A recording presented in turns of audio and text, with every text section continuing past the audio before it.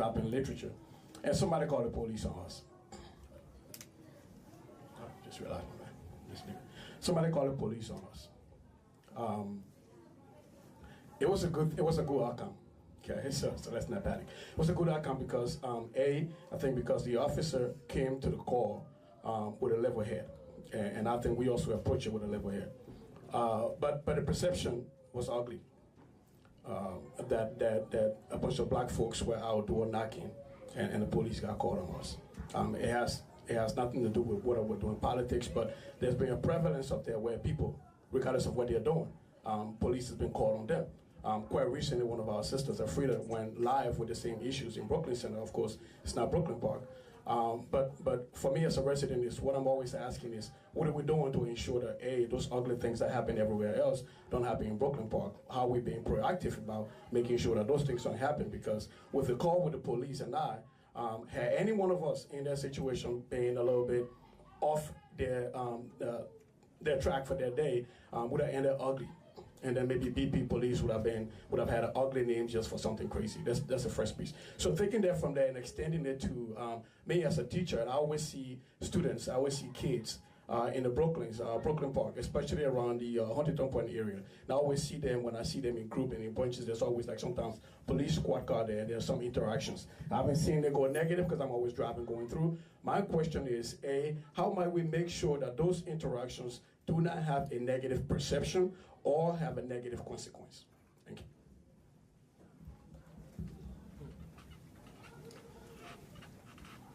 That's a great question, and it's hard to answer, but maybe I'll start with, we respond to 65,000 calls for service a year. About, give or take, 50 patrol officers. Now our organization is 109 sworn officers, but about 50 patrol officers are handling those 60-some thousand calls for service. The vast majority have great outcomes. And for a variety of reasons. That's our expectations, we have accountability, we have good policies, and such. How do you ensure, I think your question specifically, how do you ensure that those interactions turn out well? For us, as leaders in the organization, it's providing the good policy, the good training, and the high expectations and accountability, meaning we don't tolerate employees to misbehave and go outside the employees. When they do, we discipline them. I will tell you that, you know, it does go back to what the chief talked about earlier about the frustrations that we do have at times that, you know, we can have 65,000 excellent police contacts where the police officer showed up level-headed, like he should have. And one incident in St. Louis, Missouri, that weekend makes everybody look at that interaction. And I think it goes to what Anthony talked about earlier about addressing the historical trauma, right? That is intertwined in this. The historical trauma, the fear of the unknown that all of us humans have. We all have that fear. We have the fear that there's a human being that wears a uniform, carries a gun, and he has some authority. I often tell people, when I get pulled over, and I do get pulled over, I'm the police, and I'm still nervous. My heart still beats, and I am the police, right? And it's not to the same level, but if I, with no historical trauma, feel that way, I can at least empathize to some degree. What about somebody that's had years, generations of that, okay? So understanding that, the only problem, and we have these conversations with staff. I mean, this isn't something we just keep to ourselves, but to use the chief's word, how do we fix it? How do we make it better? And I mean, I think the mission is to continue to come to these conversations, continue to be strong leaders, continue to have hard conversations when they need to be had, and to make sure that we hold ourselves accountable. Because we're going to make mistakes. Our staff make mistakes, and they are held accountable. And I think that's the only answer I can really, the best answer I could possibly give you to how we ensure that those interactions fend well. Because the reality is, people do call the police because black people are canvassing houses for literature for running for office. We still have to respond. And believe me, still, many times I've heard those officers talk about how crappy that was, that they got called there. But by our own policy, they have to respond and at least investigate. But how they investigate and how they treat you, we have control over. So that's the best answer I can give them. Just to piggyback to that, speaking from an organization standpoint, you asked how can we fix that, and the chief also asked. I believe as an organization, our goal here is to continue the communication, because one of the pieces that we have sensed over the period of time is that the problem is not many, the communication is less. The problem is this much. But if we have better and consistent communication, we will tackle the problem. And this is why the organization Inner Hero have come to work along with the police department to see how best we can do it. And we believe as an organization it starts with the communication. And with that communication, every other piece can be set in place. But it's a gradual process and it's a work in progress. So I would say we keep doing this on the bigger scales. Maybe the next one don't have to be the barbershop, because I see we have more people and less space. So just to bring to your attention, the next one, we might look at the City Hall and do it bigger than this, because we can develop on the ideas, on the concerns and the plans moving forward, and definitely we will get somewhere. But it starts from somewhere, and I believe the somewhere is today. 2 seconds. As you plan for our next meeting, I would encourage to potentially, as best as possible, stay away from government buildings, because we've been told that people do not have an interest in going to a government building because they don't trust the government. So why would I come to your building to talk to you about somebody I don't trust? All right, after her. Well, this is a barbershop, right? So everybody got to get a haircut. Free. Where'd the owner go? I don't know that he's going to buy into that. And the police chief will be the first one to get a haircut. And all two of them down there. Just trust the job. That's what Okay, my name is Georgette Gray, and I'm the executive director for the Organization of Liberians in Minnesota, OLM. And we've had several conversations with the police department and other departments about some of the concerns being raised here, and have been expressed by community members. The question you asked, what can the police do, or what can we do? I think we've talked about that.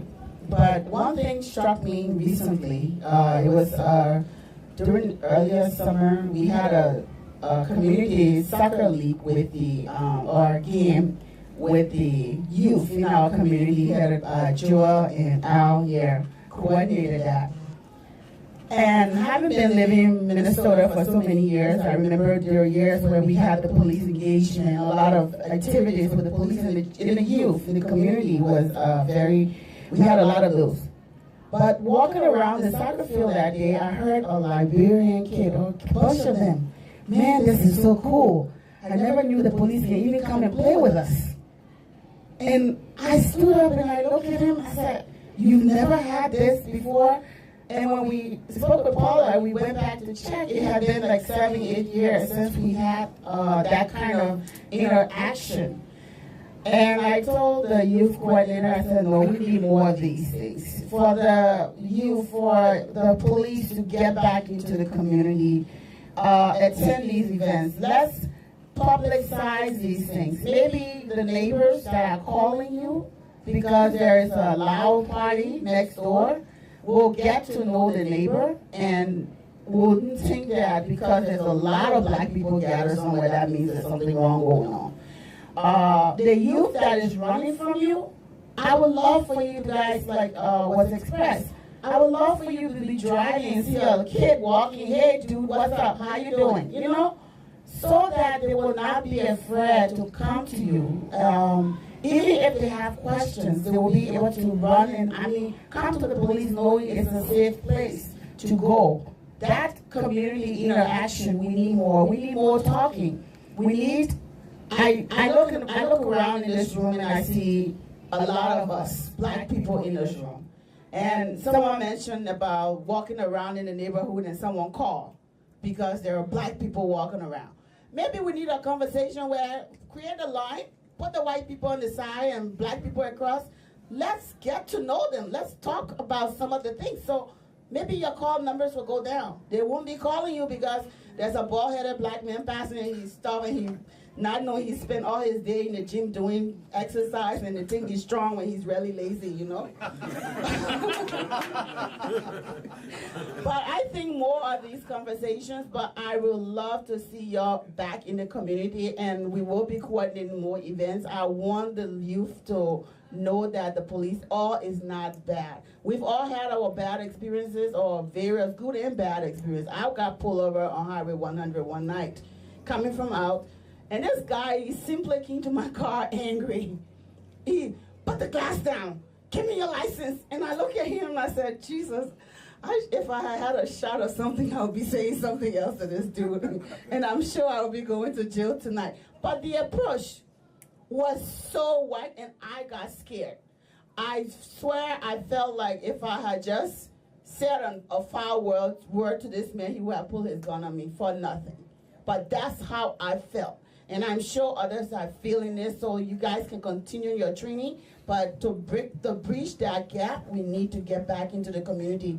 Let's see how we can bring our neighbors and others together, because it's somebody else calling because they're afraid of somebody else. We're not that, we're not violent people. We're having fun. We allow people sometimes, but it's just fun, okay? So I think getting back into the community, doing more stuff with the youth, having more of these conversations on the soccer field would be perfect. It will help to bring down some of the level of stress that we have. Thank you. And everybody need to get the haircut. I won't forget that. I want to kind of add on to what she just said, because I heard her and it kind of reminded me of something. Like right now in the country, we got a lot of, it's not just Brooklyn Park, but I'm just saying, what do you guys do in a situation where you got a lot of situations where you got certain individuals, and it's usually, like I said, a Caucasian person calling the police on someone for, like, there was a guy, he has an after-school program, and he was taking 2 white kids home, or he was babysitting them, and it was just online, there was something about it, and an anonymous person called the police saying that, you know, these kids look like they might be in distress or he might be kidnapping them. Come to find out, this guy, when he was pulled over, the cop, you know, that came to the situation, asked him to say, well, you know, where you guys going? And the guy said, well, why did I get pulled over? You know, said, what are you pulling me over for? He said, well, we got a call. Got a call that, you know, looks like you might be having 2 kids that are not. So, I mean, you wouldn't see a situation like that. It'd be rare you see a situation where you have a black person or anybody call the police on a white guy with 2 black kids. You know, so my question is, what do citizens do in a situation where when that happens, and usually the people that call want to be anonymous for obvious reasons, but what can a citizen do as far as like filing a police report or, you know, to counteract these kind of situations?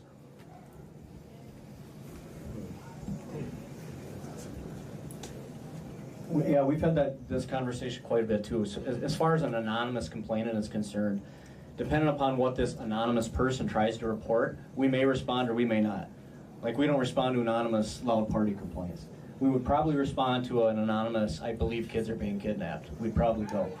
I think the most important thing for people to acknowledge is just simply ask the cop that's there, right? I guess so. Let me just add on to that. Like, if it's a frivolous complaint, yeah, and you guys find out that can the citizen file a complaint against that person?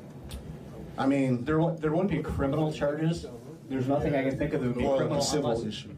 Well, unless they're reporting that that individual was committing a crime, and then they also attributed that to race. So falsely reporting a crime is a crime. So if they call and say this individual is committing a crime and that turns out to be frivolous, there's something that can be followed up on there.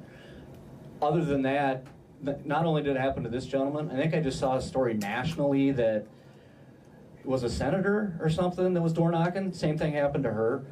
We had someone running for city council 4 years ago, African American female. Same thing happened. They called 911. Going back to what Mark had said earlier, they are going to respond. We task them with responding to complaints from the community. But as Mark said, all we can control is how we show up and how we resolve that situation. And I would strongly encourage, if you're pulled over by the police, outdoor knocking, whatever the case might be, just ask. Because a lot of times people will think that the cops just rolled up on you and didn't like you walking door to door. No, we were called here, dude. We got called to come and talk to you. At least that way we could get our chance to explain, I'm not just stopping you because you're black, going from mailbox to mailbox. Somebody else called on you. It doesn't make you feel better, but at least we can have that communication back and forth. Go ahead. My name is John Harry, and I'm one of the barbers here. I just wanted to say one thing about what she was saying about the police being active with the community. Have you guys ever thought about having some kind of program where you can have volunteer ride-alongs so that way you can understand the community better? You can have some of the youth that can ride along with some of the officers, knowing what they do. Maybe they might even change their insights on how the police work. Absolutely, we do have a ride-along program. We take it along. I think you hit on a couple things. Is we have had officers connect with youth and then ultimately take them on ride-alongs. Officers have the ability to go to their sergeant and say, hey, I want to take this community member on a ride-along. It happens a fair amount. I wish it would happen more, to be honest with you. So absolutely, it's wide open. And I would actually challenge this group a little bit. We want to come back and have conversations. You see that you have the chief and deputy chief here in the evening when we're normally home. We want to be here. We think it's important. So if we have another meeting, I would love for one or two of you to reach out to me or Matt and get in a squad car. And I don't even want to know what happens, but it would be great from your perspective, we start the next meeting with, this is what I learned. I rode with the police department for 8 hours, and here's what I didn't know, how busy it was, how many calls we got, what we did. It doesn't even have to be that big of a commitment. It doesn't, you can ride for 1 hour if you want, whatever. But it doesn't have to be the full shit. 40 hours. Point being, I just think it would start, because as much as that we need to learn about the community, somebody had mentioned it and hit it spot on. You really have to understand the dynamics, and so many people that have rode along with a police officer get out of the car and go, I had no idea that's what police work was like. And most time you think it's bank and robbers. It's not. It's just one call after another of loud music, barking dog, just people with, it is. I mean, that's a lot of what police work is, intertwined with some chaos. So if anybody wanted to do that for the next meeting, I would love to accommodate that and start the group out with what you learn on a ride-along. Good question. There are 2 points I want to make. My name is Jeff Westbrook. I'm a Minneapolis resident, but I used to work in Brooklyn Park, and I can fill in the story later. But 2 things. One is the teachable moment of these incidents that are taking place in Living While Black. And I think most of the frustration is not with the police. The issue is you've been called. These situations are real life, everyday situations, but I think what we're missing is the teachable moment for those who are calling. Because it's one thing for you to say, hey, I understand it's not an issue. In those calls, most of the people that are being confronted are dealing with some of those historical fears. So this is not just a moment of the police running up on someone that's polling. You've got to deal, number one, to show and demonstrate, hey, this is not whatever the threat that was called, and let's make this an educational moment for the person that's calling. The issue is not that the police showed up. The issue is not that the police asked a question and we responded. The issue is I was just doing living normal day things, and this is how I'm confronted. And if we all walk away and that person that called has nothing that happens, nothing is not even going back and saying, hey, that was not the situation you thought, that person was not what you were assuming, this is an okay situation.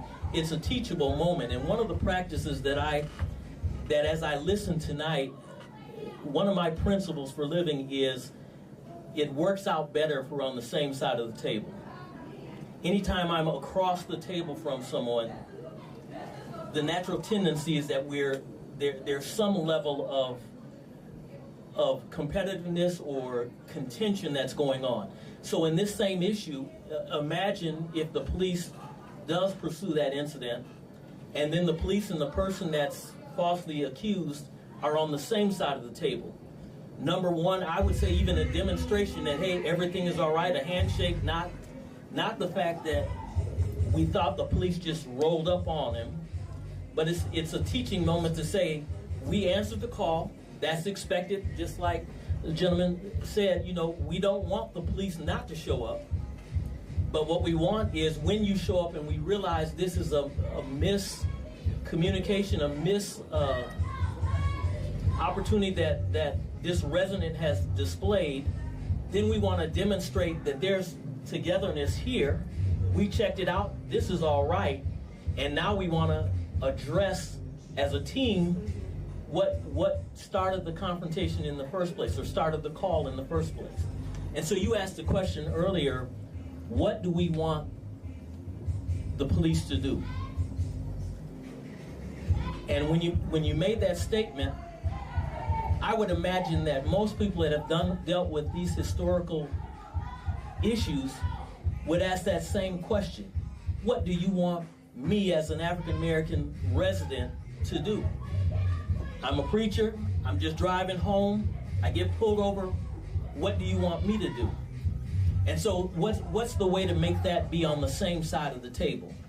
We know historically, and I'm challenged with that because historical, I guess it could be yesterday, but these events are happening right now, so they're not as historical in terms of decades ago. They're historical as in yesterday or this afternoon. And so we still have to contend with how do we get everybody in this room, as we sit and talk, don't have an issue. But it's going to be the people that are not respectful of community. It's going to be the officers that have a chip on their shoulder. It's not the people that's sitting here. It's how do we get this message to the people that are either being dealt with these injustices or, you know, are bringing some other biases to the scenario, and how can we find a way to be on the same side of the table? So it's not what do you want from either side of us, but together where we have understanding, how can we move that so that we're influencing our neighbors, other officers, and all the other players that aren't sitting in the circle. Can I just say my experience? No. I'm not going to call the city. A couple of months ago, there was a call. There was a white family across the street and an African family. And there was a call on many occasions. And there was a lot of situations going on. So I got called in, and the officer and I went there.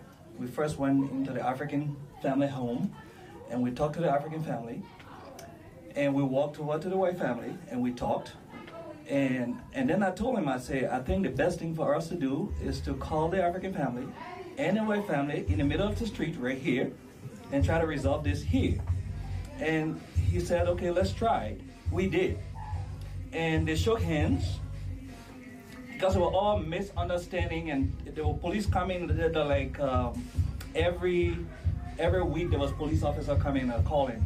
So I think if more of those happen, wherein the police come and deal with the issue, but the caller also has some responsibility.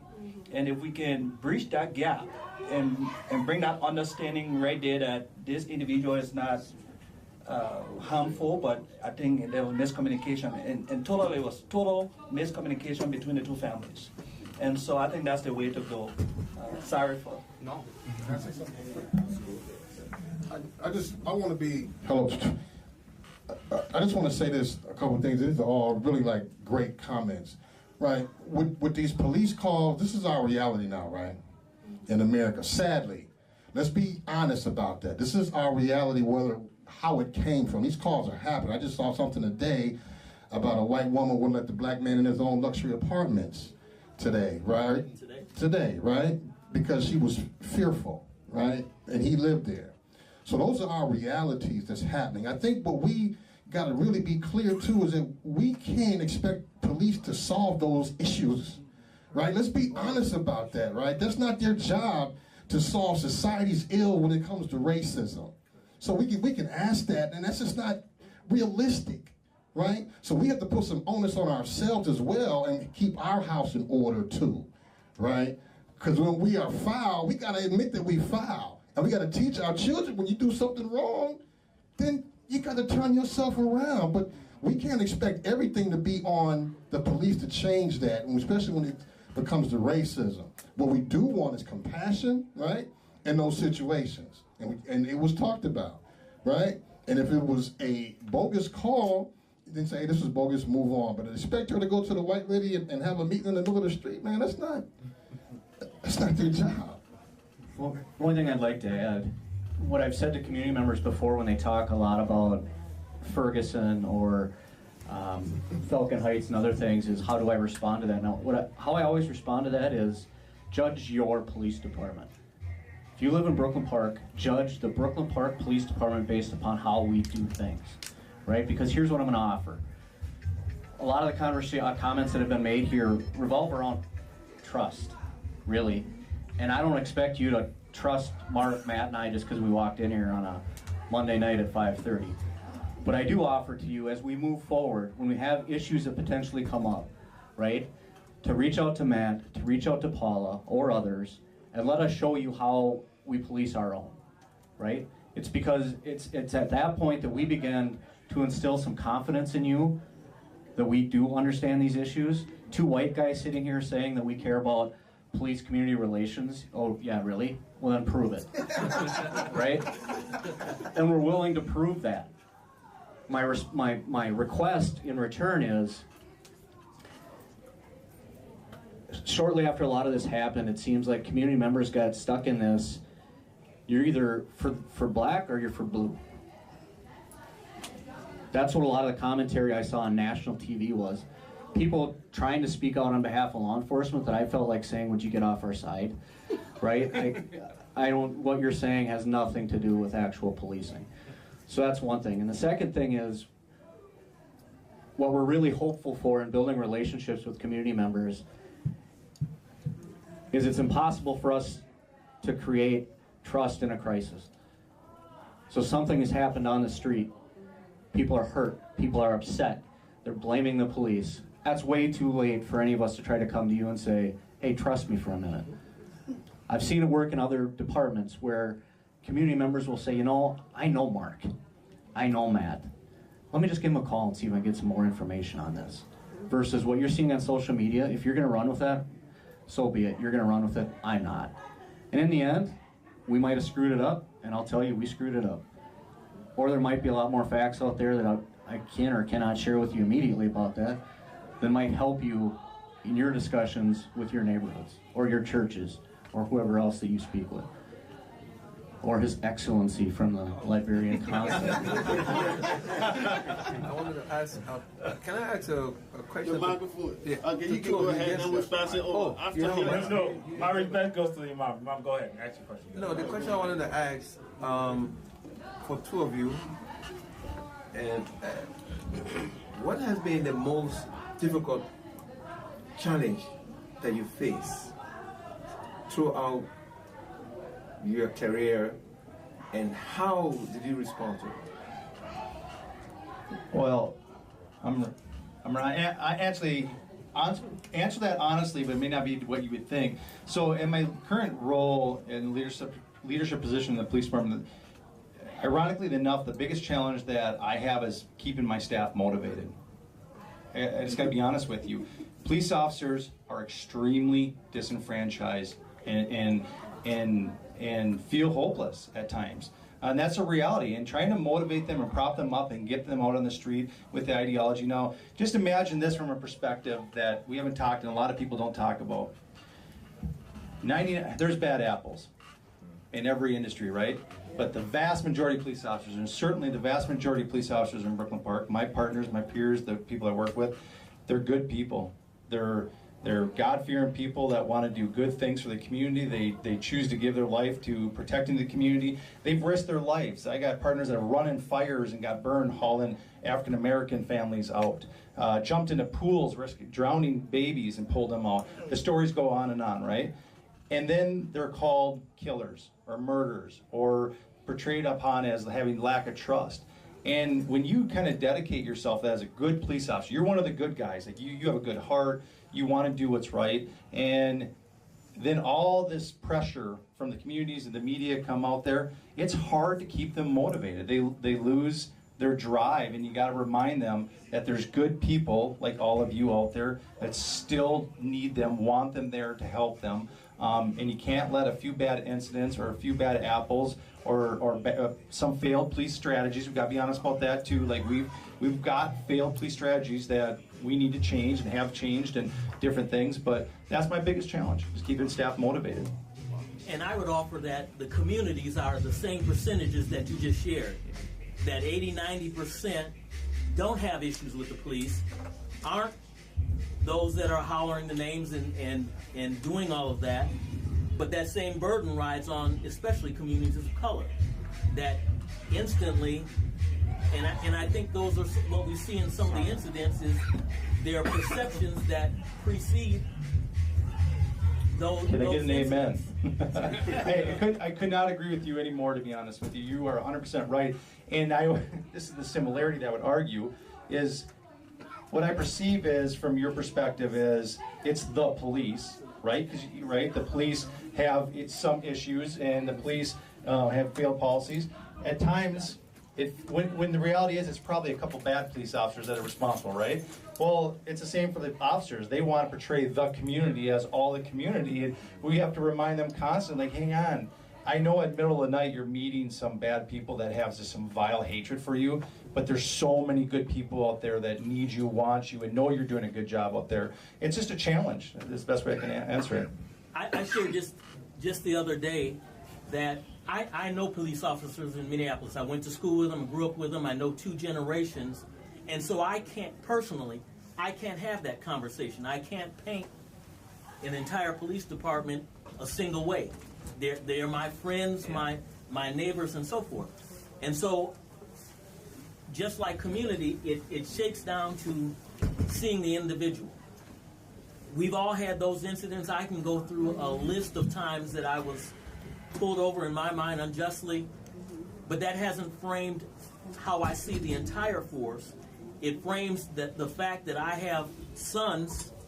I have a son, and I have to keep in mind there are things that I have to teach you, unfortunately, because of where and how we live in this country, that I have to teach you. It's not to teach you to fear the police, but it's to be respectful in that situation so that you can get past that situation. And we can talk about fairness and unfairness at another point.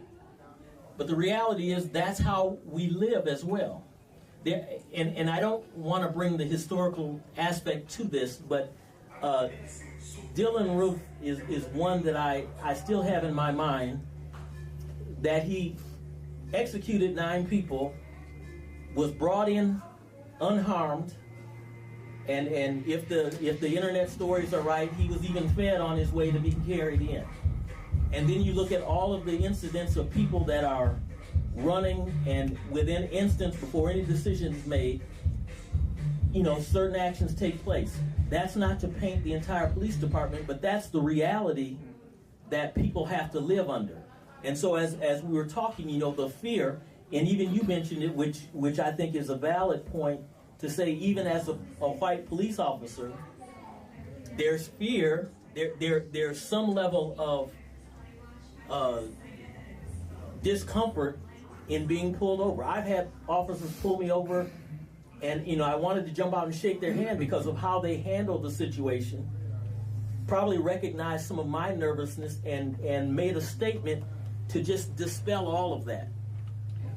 And so it is absolutely individuals and individual situations. But unless we can meet with every officer and every community member, the issue is that the folks that have some positive relationship have to try to have influence on both officers and neighbors. If we don't, we can't have enough meetings to get over this hump where, I have a sense that we can all feel comfortable walking out and driving home tonight. Like you said, until there's another incident, and then we've got to reflect, is this in any way a pattern, or is this an individual? And how do I separate that? And when we're talking about our livelihood, our lives, because there's enough examples that you don't get a chance to talk. Right. And so how do we get past that? And I absolutely understand that the police, teachers, there are a host of individuals that do jobs that are well beyond they're getting rewarded for the work that they're actually doing. But I think the investment to say where I have a relationship, where I have an opportunity, not that you go out of your way, I understand that, but if I have an opportunity to even send a signal, this is a non-issue, we're good here. Any of those goes that step further to say, this builds a relationship here, this builds a relationship in this situation, this builds a relationship in anybody that's part of the spectator circle, because typically that's also a part of it. It's outsiders, not where the engagement is actually happening. So we got 3 more questions and we'll be done for the night. So, and I beg you please make the question a little bit brief, because I would like to say something before we close. So 3 more questions, please. Can I just say I have to go to a council meeting? I'm late. I'm probably going to get yelled at. So I want to say I got to scoot, and I feel bad because I would love to finish this. But thank all of you for coming, and the questions were fantastic. And I'll leave him in the hot seat, and you guys can go at him. That's the beauty of being chief. He gets to go to the city council meeting.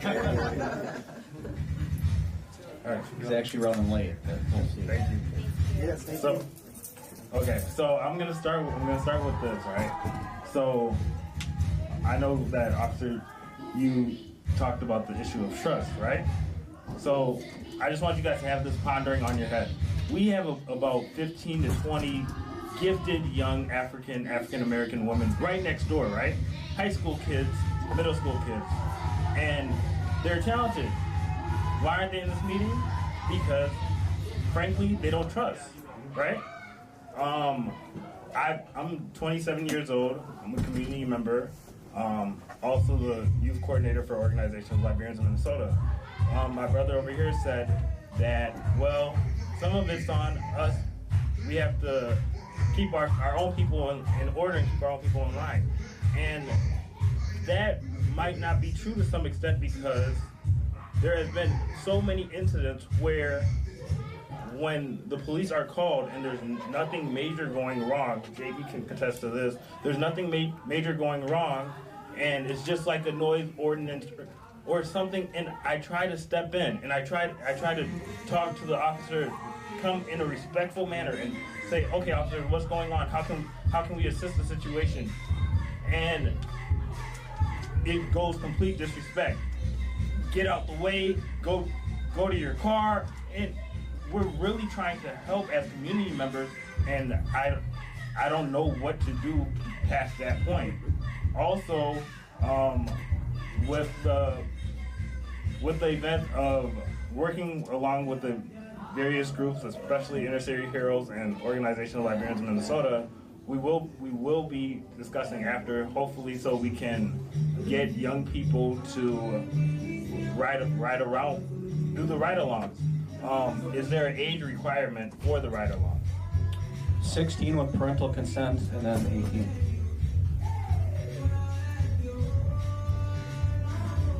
All right. I think most people are getting wrong is they're getting where, let me say this, they're mistaking fear and respect. That's what is being mixed up in the community when it comes to the police and the community. Where the police are more on they're fearful of what they might run into because of the unknown. I understand that. Where we feel as I'm 37. I have my run-in with the law. I've had police officers where they pulled me over, and respectively we talked, and he let me go. You know, I didn't do anything wrong with shifting in my car. That's why I tell a lot of younger kids: you sit in your car. If the police pull you over, stop shuffling, stop moving around, sit still, keep your hand where you need to be at. If you're by yourself, the police pull you over, you know what he's about to ask you for. Just sit there and wait for it. If you start shuffling around, yes, you're gonna get harassed. You're gonna know something's going on. All right. So most of the thing is, I feel people are more afraid afraid, don't respect. The police don't respect the community, and the community is afraid of the police officers. There you go. That's what I meant to say. That's what I meant to say. Finally, it came out. Yeah, it came out right there. So this is our last question for the night. Quick question. You earlier it was mentioned that y'all have to basically talk to your guys and inform your guys about motivation. What do y'all also do about them that like everybody else was saying, that actually take the interaction to another level? Those who have disciplinary behavior, what do y'all do to where that, for example, if he did that to me and then the next day I see him riding around again, now I'm like, what's going on? I already filed a complaint, or in that sense, why is he still out here? Is there something being done? Now, do I feel comfortable because now he's still out in the street? Do I tell other people? So what is, in that sense, what do you do to your officers that cross the line? Not majorly, but, just in the sense of fear. Great question. Here's going to be the very complicated answer. It depends, right? What I would say to you is, when you file a complaint against a police officer, someone's investigated to assign that complaint, right? So that's where that personal connection and that trust would begin to build. Whereas if you saw that police officer out on the road the next day and you called the person that was tasked with investigating that, you're going to get an answer, right? Lots of different scenarios are related to what we do with police officer misconduct. Sometimes they're disrespectful to someone. That's not going to get them fired, and they're probably going to be working the street next day, because someone was talking here about these teachable moments, right? If I could bottle 10 years of a police experience and put that on their forehead when they start, I'd be worth several $1 million, because both he and I, you learn so much in this job by doing, right? And I share with people, cops come from the same race as everybody else, which is the human race, which means they bring all their different biases with them, depending upon where they grew up, what their experiences were, that kind of thing.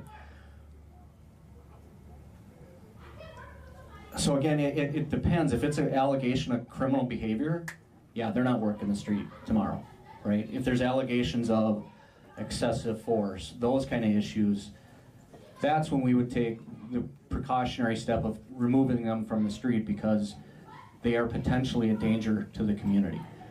Having said that, there's state law in place that says we must go through certain steps with that employee as being a police officer. So I just don't have the authority to go, yeah, we looked into it and guess what, you're out of here. I'd be violating state statute. They have certain protections or certain rights afforded to them as a police officer. It's called the Minnesota Police Officers Disciplinary Act. And that lays out very clearly what my authority is and the steps that I have to go through to ensure that there's due process there, if that makes sense. Depends a lot on the allegation. Okay, my name is Ovile. My question is kind of a little bit along that side, and you kind of already gave an answer. But for me personally, I'm from St. Paul, so I'm from a completely different part, but in my neighborhood, regularly I get stopped by cops and have like slightly sexual and racial comments, and they've been reported, but because that's also misconduct, I see the same person again in my neighborhoods. So for me, I don't necessarily have a relationship with cops that's negative, because it's never gone to force and I've never been stopped. But I can ask questions, but I know that there are other women who have similar experiences that do not feel comfortable. I'm just wondering how to bridge that gap of even feeling comfortable to even report when you know you're going to see someone or someone similar making a similar comment that completely shatters trust, but is also extremely scary and frightening, and how to kind of mitigate that. That's where I talk about you should only judge the St. Paul Police Department, right? So if you call the St. Paul Police Department and say that you were pulled over by the police and some sexual commentary was made to you that made you feel uncomfortable, Well, not necessarily pulled over, but just they're driving. In general. Yeah. Yeah. I know I can speak for the St. Paul Police Chief right now, that if nothing happened with that, he has an issue, right? So there's always layers of individuals that you can talk to related specifically to the issue that you just brought up. And guarantee you in Brooklyn Park, if I get information that we have an officer making these offhanded sexual comments to the people that they're sworn to serve and protect, there's going to be a problem. I don't know what the answer to that is, but there would be a problem. So again, all I can say is you have to judge your police department on if you choose to call or encourage someone else that is experiencing the same problem, if you encourage them to call and you don't get a response that you think is fair or sufficient, there's always somebody else you can talk to. Because I have 7 bosses. Actually 8. I have a city manager, 7 city council members, and 80,000 residents. I have a boss, right? So you call my city council member and say, I don't like what happened at the police department, you're going to get an answer through that city council member, I can guarantee it, right? So there's always accountability regardless of where you land within an organization. Okay, Chief, just before we close, do you have any final comment for the folks that are here tonight before I close the meeting? No, I think we covered a lot of great topics. As Mark said before he left, I'd really wish for this to continue. I know that you guys are in contact, so reach out to Matt. We can pick a bigger venue, I think, and invite even more folks. We have very few groups, to be honest with you, that we have continued dialogue with. It seems like we have, other than our Multicultural Advisory Committee and our Human Resources Commission, we have community meetings and then it just kind of fizzles away. Like when I was going through those immigration issues, I had a lot of people saying, you need to come to my church and explain this to our congregation. You need to do the invitation never came, and maybe the congregation didn't want me to show up because I was the police, right? You came to the mosque. I came to the mosque, yeah. I'm not saying it was every place that happened, but there was a lot of invitations that kind of fizzled out, and I'm not holding that community responsible. Their congregation might have said, we don't want the police chief to come. That's fine. Just let me know. So I want to continue the conversation and go into these gentlemen's questions over here, or their statements earlier too, about what can the police actually control, right? Those are the conversations I want to have moving forward. So thank you all for your time. I appreciate it. You didn't have to come out here on a Monday night, 40 degrees in the middle of October, which is about as depressing as it gets. But thanks to the shop owner for hosting us, and we'll be in touch. Thank you. Okay, so once again, just to piggyback off of the chief, what he said, I would like to say thank you on behalf of the Inner Hero organization for taking this time to come out here. And we hope, and it's our prayer and action to continue this kind of work for the community, because we believe this kind of work for the community will take the community to the next level. And also the trust and the discussion we have here about building positive relationships. Let us think about it as we leave to go out today. The relationship that we're trying to build and to grow, it's not only about us, it's about the next generation to come. And if we start this now, with the help of every one of us being part of it, we'll have a better next generation to come. Hopefully we'll build a better city, we'll build a better community, and we'll build a better country. Thank you very much for coming. Thank you. Thank you.